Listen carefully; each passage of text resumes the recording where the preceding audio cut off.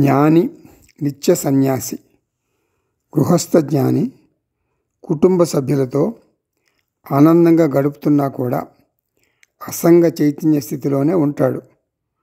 Ownership, కంట్రోలర్షిప్ ఉండవు. భగవంతుడు నా దేహానికి, నా కుటుంబానికి సంబంధం కలిపాడు.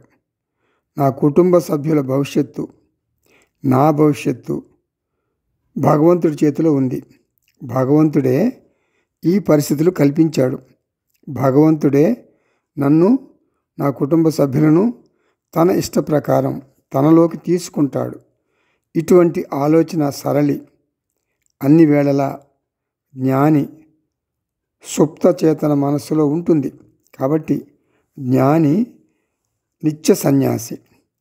స్వేచ్ఛా జీవితం అనేటటువంటి ఎజెండా లేదు. అంతా స్వేచ్ఛా జీవితం. ఒక ఎజెండా అంటూ ఉండదు.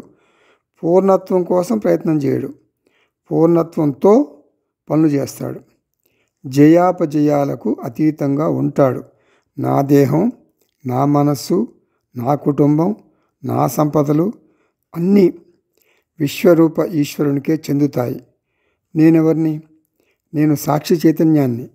కాబట్టి దేహం గురించి లేకపోతే కుటుంబం గురించి భగవంతుడికి ఆందోళన ఉండాలి, జ్ఞానికి ఉండదు.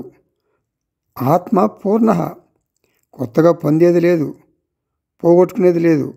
కాబట్టి జ్ఞాని నందతి నందతి నందతి ఏవ.